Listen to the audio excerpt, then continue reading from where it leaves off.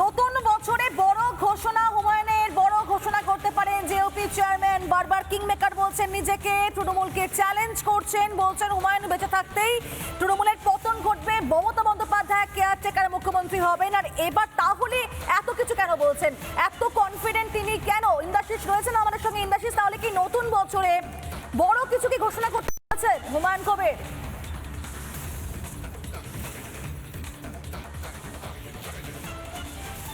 নতুন বছরে মমতা বন্দ্যোপাধ্যায়কে চাপে ফেলাই এখন এক এবং একমাত্র লক্ষ্য হুমায়ুন কবিরের কাছে। কিছুদিন আগে জনতা উন্নয়ন পার্টির ঘোষণার মধ্যে দিয়ে, জনতা উন্নয়ন পার্টি ওপেনিংয়ের মধ্যে দিয়ে কার্যত সেটা একেবারে স্পষ্ট করে দিয়েছেন ভরতপুরের বিধায়ক। এবং যেটা দেখা যাচ্ছে যে তার যে প্রার্থী তালিকা ঘোষণা করা, অর্থাৎ যে সমস্ত জায়গাগুলিতে সংখ্যালঘু অধ্যুষিত যে সমস্ত জায়গাগুলি রয়েছে, মূলত সেই জায়গাগুলিকে একেবারে নিজের দখলে নিয়ে আসার জন্যে একেবারে জনতা উন্নয়ন পার্টি ঘোষণার দিনেই প্রার্থীর তালিকা ঘোষণা করে দিয়েছেন ভরতপুরের বিধায়ক। এবং সেই সমস্ত প্রার্থীগুলোর মধ্যে দিয়ে বিভিন্ন জায়গাতে সংখ্যালঘু উন্নয়নটাকে নিজের করে সংখ্যালঘুদের মন জয় করা এখন অন্যতম লক্ষ্য হয়ে দাঁড়িয়েছে হুমায়ুন কবিরের।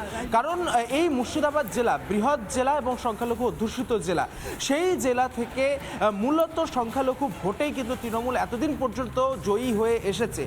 ফলত সেই জায়গাগুলো, মুর্শিদাবাদের যে সমস্ত জায়গায় ইতিমধ্যে তুমি জানো যে মুর্শিদাবাদের 2টি বিধানসভা কেন্দ্র থেকে হুমায়ুন কবির নিজেই প্রতিদ্বন্দ্বিতা করবেন বলে জানিয়েছেন। বাকি যে সমস্ত জায়গাগুলি রয়েছে সেই সমস্ত জায়গাতে কার্যত দেখা গিয়েছে বেশিরভাগ ক্ষেত্রেই যে সংখ্যালঘু যারা প্রার্থীরা রয়েছে সেই সমস্ত নামগুলিকে কার্যত ডিক্লেয়ার করা হয়েছে আগামী বিধানসভা ভোটে জনতা উন্নয়ন পার্টির পক্ষ থেকে দাঁড়ানোর জন্য। ফলত এখন নতুন বছরে এক এবং একমাত্র লক্ষ্য হচ্ছে মমতা বন্দ্যোপাধ্যায়কে চাপে ফেলা, এবং সেই লক্ষ্য নিয়ে যে সমস্ত কাজগুলি, যে সমস্ত পরিকল্পনাগুলি করা যায় সেগুলোই কিন্তু করছেন হুমায়ুন কবির।